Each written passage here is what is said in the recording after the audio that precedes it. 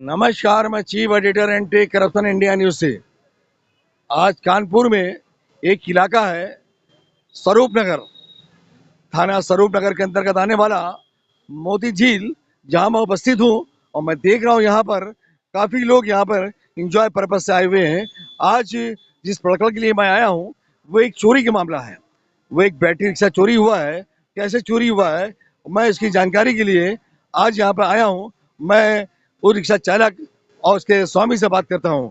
मैं जानता हूँ कि क्या मामला है, कैसे इनका रिक्शा चोरी हुआ है। क्या नाम आपका? मेरा नाम नूरुल है सर। मैं आपको बताऊं आपका नाम नूरुल है, आप कहाँ रहते हैं? जी, मैं लाल कुर्ती कैंट कानपुर में रहता हूँ। ये कैंट कानपुर में रहते हैं आप। यहाँ पे मोती झील में आप यहाँ पर क्या करने आए थे? आपने जो शिकायत दी है कि हमारा रिक्शा चोरी हुआ है, कैसे चोरी हुआ, क्या मामला है? मैं यहाँ पर बुकिंग लेके आया था, स्पेशल कोचिंग के बच्चों को लेके आया था। यहाँ पे आधे घंटे बाद यहाँ पे लाके रिक्शा खड़ा किया है। काफ़ी 3 बज के कुछ मिनट हो रहा था। यहाँ से मेरा रिक्शा मैंने आके देखा, आधे घंटा हुआ होगा मुश्किल से, मेरा रिक्शा यहाँ से गायब था। तो मैंने वहाँ सर को फ़ोन करके बताया, कोचिंग वाले बच्चों को, कि मेरा रिक्शा यहाँ से गायब है। काफ़ी भाग-दौड़ की, चारों तरफ यहाँ कैमरे लगे हैं, कम से कम 10 कैमरे लगे हैं। ऐसी बात नहीं है। मैंने उनसे चेक करने के लिए बोला, मेरी सुनवाई नहीं हुई थी। फिर सर जी ने बोला जाके एप्लीकेशन दे के आओ। 112 डायल करी, 112 डायल करने के बाद आई, फिर उन्होंने कहा एप्लीकेशन दो। थाने में जाके मैं एप्लीकेशन दे के आया। उन्होंने कहा चौकी जाओ, मुझे चौकी मालूम नहीं थी। फिर दूसरे दिन मैं बेनजावर चौकी गया हूँ। यहाँ पे जैसा कि अवगत करा रहे हैं, ये यहाँ जब इनका रिक्शा चोरी हुआ, इन्होंने 112 नंबर पर डायल करके पुलिस को सूचना दी और पुलिस तो आई, लेकिन उसने कोई मामला संज्ञान न लेकर इनको टाल दिया। और फिर इसके बाद इन्होंने थाने जाकर सूचना दी, तो थाने की पुलिस ने इनकी चौकी जाने को कहा। फिर आप चौकी गए तो फिर क्या हुआ? चौकी जाने के बाद वहाँ से एप्लीकेशन तो मेरी ले ली, नाम वाम लिखे। नाम लिखने के बाद नगर निगम में आके कैमरा तक के चेक कराए, लेकिन एक तरफ का कैमरा नहीं चालू था, कह रहे थे। उसके बाद का कैमरा चल रहा है, शाम का 5-6 बजे के बाद का चल रहा है, और उससे पहले का कैमरा क्यों नहीं चल रहा है, यही मुझे पूछना है। और इनसे कहिए आगे देखे हमारा रिक्शा कहाँ गया है। जैसा कि अवगत करा रहे हैं, इनका रिक्शा चोरी हुआ है और कुछ यहाँ पर बराबर शिकायतें यहाँ की आ रही थी, क्योंकि स्वरूपनगर थाने के अंतर्गत आने वाला काफी एरिया बड़ा है और उसमें मोती झील भी आता है, या हाईलाइट भी आता है, और इस तरह चोरी की घटनाएं बराबर होती हैं। जिस इनका रिक्शा चोरी हुआ है, इससे पहले काफी बाइकें, मोटरसाइकिल भी चोरी हो चुकी है यहाँ से, आज तक पता नहीं चला। इसमें कुछ भूमिका पुलिस की और कुछ यहाँ के चोरों की भूमिका संदिग्ध है। और यहाँ पे जो कैमरे लगे हैं उसमें या तो डिलीट कर दिया जाता है, या उसको देखने के लिए उस पीड़ित को नहीं दिया जाता है, जिससे राज खुल सके। और मैं जानना चाहूंगा इससे कि चौकी में गए, चौकी इंचार्ज ने क्या कहा आपसे? चौकी इंचार्ज ने एक क्या कहा था, मैं अभी आपको कुछ नहीं कर सकता हूँ, और दूसरे मैं दिन देखूंगा, आप आइएगा सवेरे। सवेरे मैं जब आया हूँ तब देखा गया है कुछ। उसके बाद मुझे अभी तक के कुछ पुलिस की तरफ से सूचना नहीं मिली है। पुलिस का नंबर भी है मेरे पास, मैंने फ़ोन लगाया था, उनका स्पेशल नंबर है, सिपाही का। फ़ोन लगाया, फ़ोन उठ नहीं रहा है 2-3 दिन से। तो चौथे दिन मैंने भैया को बुलाया है। जिस तरह ये अवगत करा रहे हैं, पुलिस द्वारा जो गतिविधियां हैं, इसमें ऐसा प्रतीत होता है कि कुछ पुलिस की भूमिका भी संगीन लगती है। जिस तरह कैमरा ना दिखाना और लापरवाही करना, फोन ना उठाना, इस तरह से गतिविधियां से ये प्रतीत हो रहा है कि पुलिस इसको संज्ञान नहीं ले रही है, ना इनके प्रकरण में कोई जानकारी कर रही है और ना इनको न्याय दे रही है। मैं देख रहा हूँ साहब और खड़े से बात करता हूँ। क्या नाम आपका? जी, मेरा नाम आसिफ है। मैं आशीष, ये बताओ कि क्या मामला है कि इनका रिक्शा चोरी हुआ, तुम्हें क्या जानकारी है? जानकारी क्या जाए, इन्होंने सूचना दी तो मुझे अपने बहनों से पता चला। फिर मैंने इनको समझाया तो मैंने आपने कंप्लेन करी, ये बोले हाँ हर जगह मैंने कंप्लेन कर दी है। और बराबर रेगुलर जो ये टच में थे, कम जो है फ़ोन भी कर रहे, लेकिन प्रशासन की तरफ से कोई हम लोग को वो नहीं मिली। मेरी भी बात हुई थी 2 मिनट सिपाही साहब से, तो मैंने उनसे कहा कि आप लोग थोड़ी हेल्प करिए, कि कोई मेरी जो है बहन लगती है जो, और एक रिक्शे से भाभी भी लगती हैं।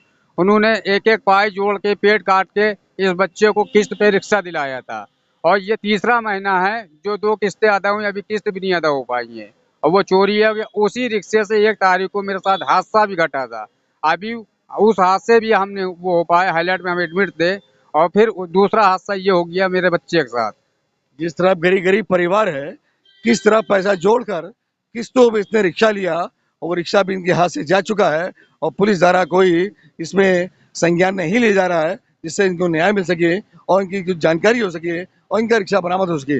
मैं दिखा रहा हूँ ये कैमरामैन साहब दिखाइए किस तरह चलती फिरती रोड है और किस तरह यहाँ पर मैं देख रहा हूँ यहाँ पर, और बराबर यहाँ पब्लिक का आवागमन लगा हुआ है और यहाँ बराबर मैं देखता हूँ इसी तरह से हादसे होते रहते हैं और यहाँ पे कुछ चोर भी सक्रिय हैं।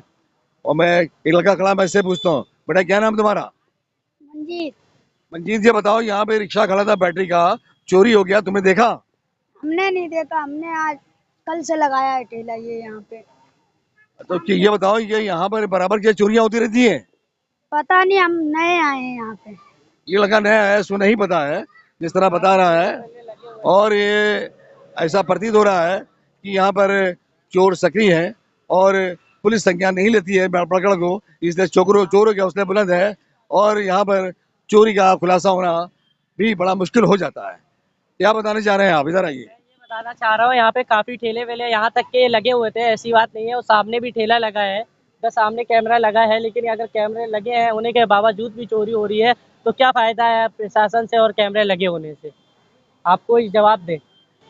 चलिए, जिस तरह इन्होंने अपनी बात से अवगत कराया, मैं चलता हूँ संबंधित चौकी इंचार्ज के पास, उससे जानकारी लेता हूँ इस प्रकार की क्या मामला है और जो क्यों नहीं संज्ञान लिया, और मैं इस बात को उनसे जानकारी करता हूँ। आइए कैमरामैन साहब, चलते हैं। अब मैं मोती झील, जिस स्थान रिक्शा चोरी हुआ था, उस स्थान से हम यहाँ पे आ चुका हूँ चौकी पे। ये थाना स्वरूप नगर की पुलिस चौकी है और जहाँ पे जो इसके चौकी इंचार्ज हैं वो नदारत है, वो तो मुझे नहीं मिले हैं। और मैं यहाँ पर एक आध स्टाफ मिला, मैंने उनसे मालूम किया तो उन्होंने बताया कि वो कहीं गए हुए हैं। और मैं देख रहा हूँ इस तरह चौकियाँ खाली मिलेंगी, किस तरह यहाँ पे लोगों को न्याय मिलेगा, किस तरह निस्तारण होगा मामले का। इस तरह से लापरवाही पुलिस की देखी जा रही है। और यहाँ पर जिस तरह मैं देख रहा हूँ फील्ड खड़ा हुआ है, मैं उससे पूछता हूँ, तुम यहाँ चौकी आए थे? जी आए थे और हमने एप्लीकेशन दी थी। यहाँ दूसरे दिन आके मेरा एप्लीकेशन लेके कुछ दौड़े थे, लेकिन यहाँ पे दरोगा नहीं थे, यहाँ पे दरोगा नहीं मिले थे। उनसे बात भी हुई और सिपाही को फ़ोन लगा रहे थे, फ़ोन नहीं उठ रहा था मेरा।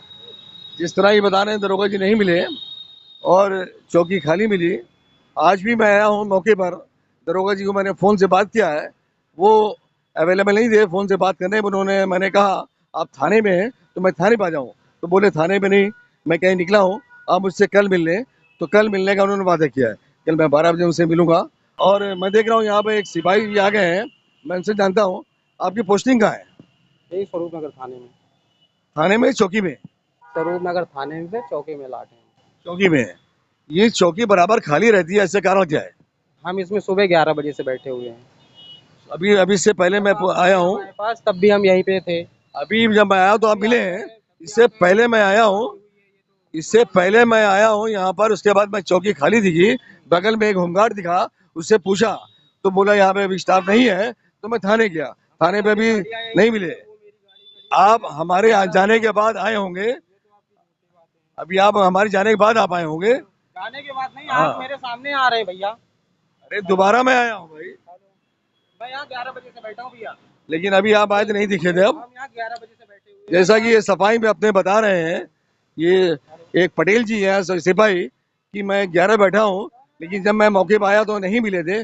अब उनका कहना है मैं दोबारा आने पर कि मैं यहाँ बैठा हूँ। अब क्या रियलिटी है वो तो सामने है।